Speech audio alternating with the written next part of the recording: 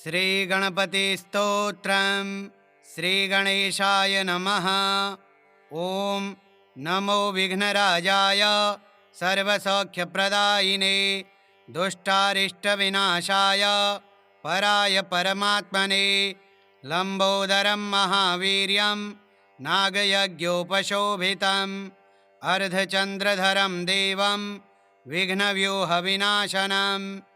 ॐ ह्रां ह्रीं ह्रूं ह्रैं ह्रौं ह्र हीरम्बाय नमो नमः। सर्वसिद्धिप्रदोऽसि त्वं सिद्धिबुद्धिप्रदो भव। चिन्तितार्थप्रदस्त्वं हि सततं मोदकप्रियः। सिन्दूरारुणवस्त्रैश्च पूजितो वरदायकः। इदं गणपतिस्तोत्रं यः पठेत् भक्तिमान् नरः तस्य देहं च गेहं च स्वयं लक्ष्मीर्न मुञ्चति।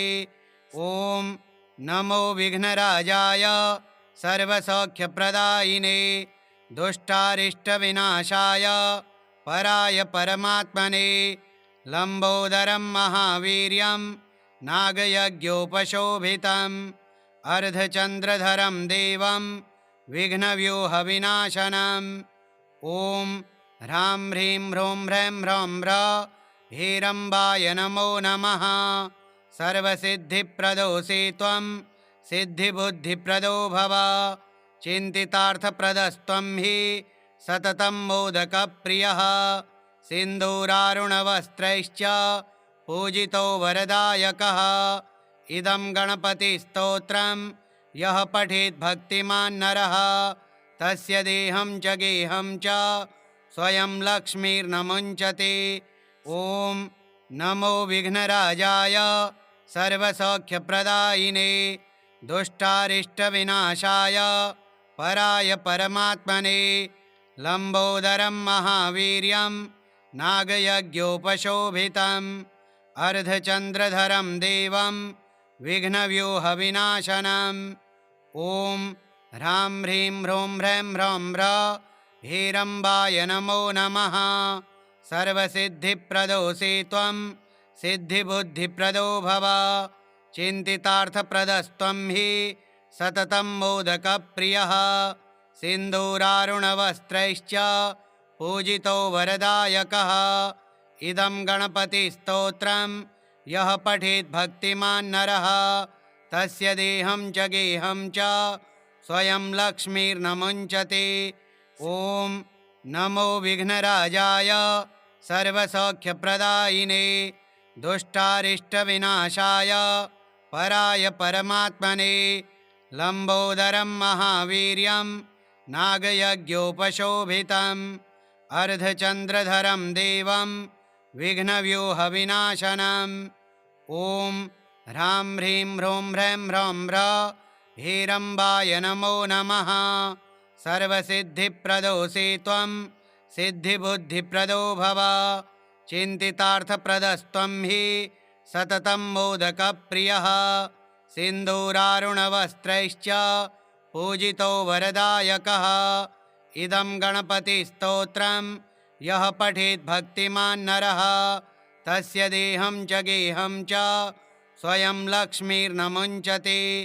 ॐ नमो विघ्नराजाय सर्वसौख्यप्रदायिने दुष्टारिष्टविनाशाय पराय परमात्मने लम्बोदरं महावीर्यं नागयज्ञोपशोभितम् अर्धचन्द्रधरं देवं विघ्नव्यूहविनाशनम्।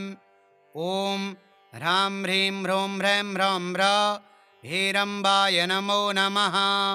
सर्वसिद्धिप्रदोऽसि त्वं सिद्धिबुद्धिप्रदो भव। चिन्तितार्थप्रदस्त्वं हि सततं मोदकप्रियः। सिन्दूरारुणवस्त्रैश्च पूजितो वरदायकः। इदं गणपतिस्तोत्रं यः पठेत् भक्तिमान् नरः तस्य देहं च गेहं च स्वयं लक्ष्मीर्न मुञ्चति।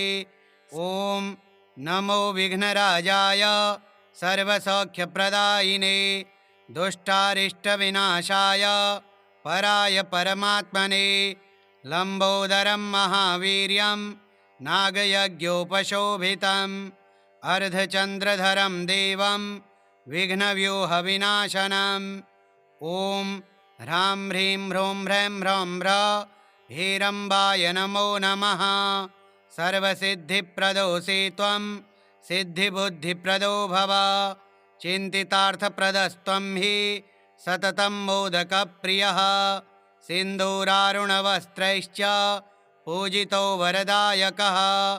इदं गणपतिस्तोत्रं यः पठेत् भक्तिमान् नरः तस्य देहं च गेहं च स्वयं लक्ष्मीर्न मुञ्चति। ॐ नमो विघ्नराजाय सर्वसौख्यप्रदायिने दुष्टारिष्टविनाशाय पराय परमात्मने। लम्बोदरं महावीर्यं नागयज्ञोपशोभितम् अर्धचन्द्रधरं देवं विघ्नव्यूहविनाशनम्। ॐ ह्रां ह्रीं ह्रूं ह्रैं ह्रौं ह्र हेरम्बाय नमो नमः। सर्वसिद्धिप्रदोऽसि त्वं सिद्धिबुद्धिप्रदो भव। चिन्तितार्थप्रदस्त्वं हि सततं मोदकप्रियः। सिन्दूरारुणवस्त्रैश्च पूजितो वरदायकः। इदं गणपतिस्तोत्रं यः पठेत् भक्तिमान् नरः तस्य देहं च गेहं च स्वयं लक्ष्मीर्न मुञ्चति। ॐ नमो विघ्नराजाय सर्वसौख्यप्रदायिने दुष्टारिष्टविनाशाय पराय परमात्मने।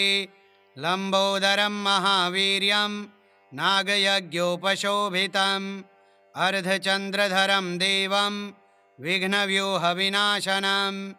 ॐ ह्रां ह्रीं ह्रूं ह्रैं ह्रौं ह्र हेरम्बाय नमो नमः। सर्वसिद्धिप्रदोऽसि त्वं सिद्धिबुद्धिप्रदो भव। चिन्तितार्थप्रदस्त्वं हि सततं मोदकप्रियः। सिन्दूरारुणवस्त्रैश्च पूजितो वरदायकः।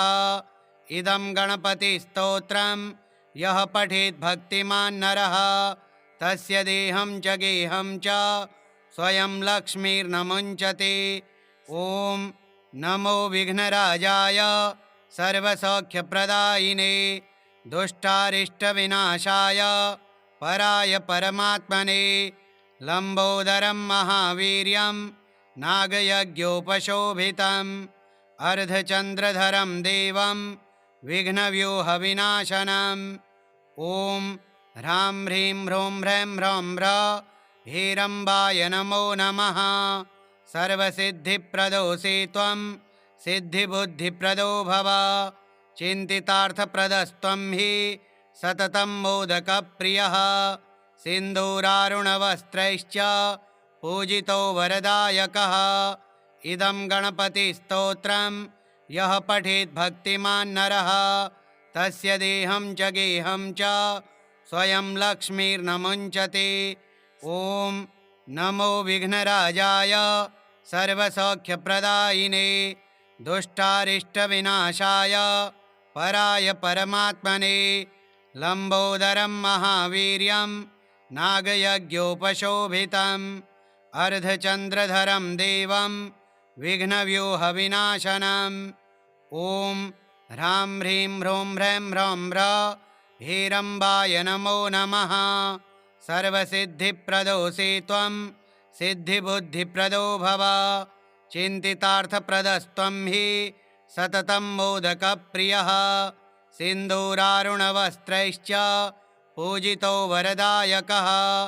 इदं गणपतिस्तोत्रं यः पठेत् भक्तिमान् नरः तस्य देहं च गेहं च स्वयं लक्ष्मीर्न मुञ्चति।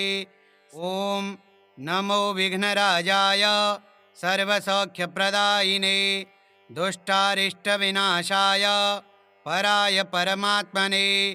लम्बोदरं महावीर्यं नागयज्ञोपशोभितम् अर्धचन्द्रधरं देवं विघ्नव्यूहविनाशनम्। ॐ ह्रां ह्रीं ह्रूं ह्रैं ह्रौं ह्र हेरम्बाय नमो नमः। सर्वसिद्धिप्रदोऽसि त्वं सिद्धिबुद्धिप्रदो भव। चिन्तितार्थप्रदस्त्वं हि सततं मोदकप्रियः सिन्दूरारुणवस्त्रैश्च पूजितो वरदायकः इदं गणपतिस्तोत्रं यः पठेत् भक्तिमान् नरः तस्य देहं च गेहं च स्वयं लक्ष्मीर्न मुञ्चति। ॐ नमो विघ्नराजाय सर्वसौख्यप्रदायिने दुष्टारिष्टविनाशाय पराय परमात्मने लम्बोदरं महावीर्यं नागयज्ञोपशोभितम् अर्धचन्द्रधरं देवं विघ्नव्यूहविनाशनम्। ॐ ह्रां ह्रीं ह्रूं ह्रैं ह्रौं ह्र हीरम्बाय नमो नमः। सर्वसिद्धिप्रदोऽसि त्वं सिद्धिबुद्धिप्रदो भव चिन्तितार्थप्रदस्त्वं हि सततं मोदकप्रियः सिन्दूरारुणवस्त्रैश्च पूजितो वरदायकः इदं गणपतिस्तोत्रं यः पठेत् भक्तिमान् नरः तस्य देहं च गेहं च स्वयं लक्ष्मीर्न मुञ्चति।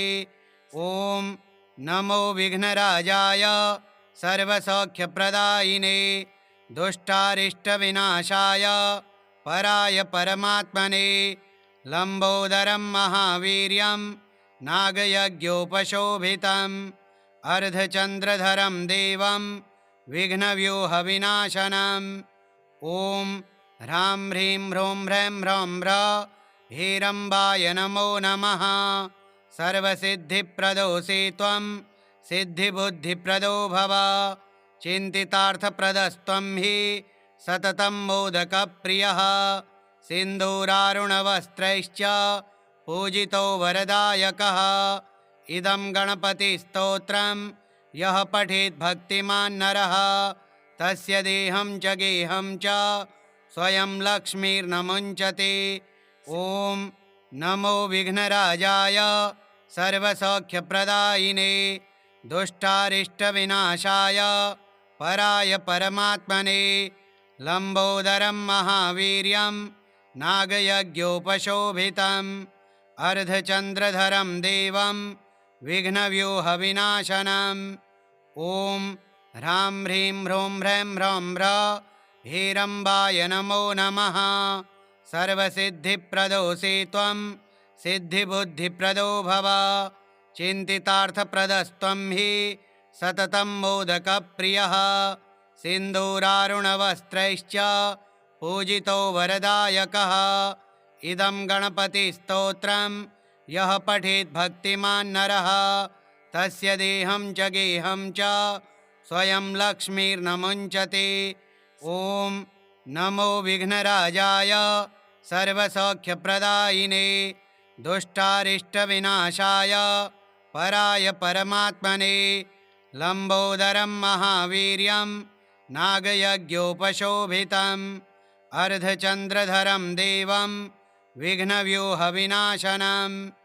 ॐ ह्रां ह्रीं ह्रूं ह्रैं ह्रौं ह्र हीरम्बाय नमो नमः। सर्वसिद्धिप्रदोऽसि त्वं सिद्धिबुद्धिप्रदो भव चिन्तितार्थप्रदस्त्वं हि सततं मोदकप्रियः सिन्दूरारुणवस्त्रैश्च पूजितो वरदायकः इदं गणपतिस्तोत्रं यः पठेत् भक्तिमान् नरः तस्य देहं च गेहं च स्वयं लक्ष्मीर्न मुञ्चति। ॐ नमो विघ्नराजाय सर्वसौख्यप्रदायिने दुष्टारिष्टविनाशाय पराय परमात्मने लम्बोदरं महावीर्यं नागयज्ञोपशोभितम् अर्धचन्द्रधरं देवं विघ्नव्यूहविनाशनम्। ॐ ह्रां ह्रीं ह्रूं ह्रैं ह्रौं ह्र हीरम्बाय नमो नमः। सर्वसिद्धिप्रदोऽसि त्वं सिद्धिबुद्धिप्रदो भव चिन्तितार्थप्रदस्त्वं हि सततं मोदकप्रियः सिन्दूरारुणवस्त्रैश्च पूजितो वरदायकः इदं गणपतिस्तोत्रं यः पठेत् भक्तिमान् नरः तस्य देहं च गेहं च स्वयं लक्ष्मीर्न मुञ्चति। ॐ नमो विघ्नराजाय सर्वसौख्यप्रदायिने दुष्टारिष्टविनाशाय पराय परमात्मने लम्बोदरं महावीर्यं नागयज्ञोपशोभितम् अर्धचन्द्रधरं देवं विघ्नव्यूहविनाशनम् ॐ ह्रां ह्रीं ह्रूं ह्रैं ह्रौं ह्र हीरम्बाय नमो नमः।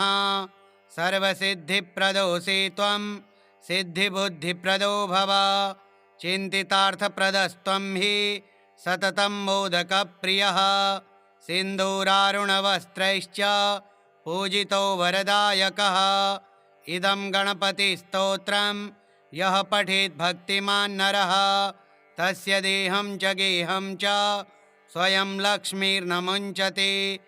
ॐ नमो विघ्नराजाय सर्वसौख्यप्रदायिने दुष्टारिष्टविनाशाय पराय परमात्मने लम्बोदरं महावीर्यं नागयज्ञोपशोभितम् अर्धचन्द्रधरं देवं विघ्नव्यूहविनाशनम् ॐ ह्रां ह्रीं ह्रूं ह्रैं ह्रौं ह्र हीरम्बाय नमो नमः। सर्वसिद्धिप्रदोऽसि त्वं सिद्धिबुद्धिप्रदो भव चिन्तितार्थप्रदस्त्वं हि सततं मोदकप्रियः सिन्दूरारुणवस्त्रैश्च पूजितो वरदायकः इदं गणपतिस्तोत्रं यः पठेत् भक्तिमान् नरः तस्य देहं च गेहं च स्वयं लक्ष्मीर्न मुञ्चति। ॐ नमो विघ्नराजाय सर्वसौख्यप्रदायिने दुष्टारिष्टविनाशाय पराय परमात्मने लम्बोदरं महावीर्यं नागयज्ञोपशोभितम् अर्धचन्द्रधरं देवं विघ्नव्यूहविनाशनम् ॐ ह्रां ह्रीं ह्रूं ह्रैं ह्रौं ह्र हीरम्बाय नमो नमः। सर्वसिद्धिप्रदोऽसि त्वं सिद्धिबुद्धिप्रदो भव चिन्तितार्थप्रदस्त्वं हि सततं मोदकप्रियः सिन्दूरारुणवस्त्रैश्च पूजितो वरदायकः इदं गणपतिस्तोत्रं यः पठेत् भक्तिमान् नरः तस्य देहं च गेहं च स्वयं लक्ष्मीर्न मुञ्चति। ॐ नमो विघ्नराजाय सर्वसौख्यप्रदायिने दुष्टारिष्टविनाशाय पराय परमात्मने लम्बोदरं महावीर्यं नागयज्ञोपशोभितम् अर्धचन्द्रधरं देवं विघ्नव्यूहविनाशनम् ॐ ह्रां ह्रीं ह्रूं ह्रैं ह्रौं ह्र हीरम्बाय नमो नमः। सर्वसिद्धिप्रदोऽसि त्वं सिद्धिबुद्धिप्रदो भव चिन्तितार्थप्रदस्त्वं हि सततं मोदकप्रियः सिन्दूरारुणवस्त्रैश्च पूजितो वरदायकः इदं गणपतिस्तोत्रं यः पठेत् भक्तिमान् नरः तस्य देहं च गेहं च स्वयं लक्ष्मीर्न मुञ्चति। ॐ नमो विघ्नराजाय सर्वसौख्यप्रदायिने दुष्टारिष्टविनाशाय पराय परमात्मने लम्बोदरं महावीर्यं नागयज्ञोपशोभितम् अर्धचन्द्रधरं देवं विघ्नव्यूहविनाशनम् ॐ ह्रां ह्रीं ह्रूं ह्रैं ह्रौं ह्र हीरम्बाय नमो नमः। सर्वसिद्धिप्रदोऽसि त्वं सिद्धिबुद्धिप्रदो भव चिन्तितार्थप्रदस्त्वं हि सततं मोदकप्रियः सिन्दूरारुणवस्त्रैश्च पूजितो वरदायकः इदं गणपतिस्तोत्रं यः पठेत् भक्तिमान् नरः तस्य देहं च गेहं च स्वयं लक्ष्मीर्न मुञ्चति। श्रीगणपतिस्तोत्रम् श्रीगणेशार्पणमस्तु। ॐ गं गणपतये नमः।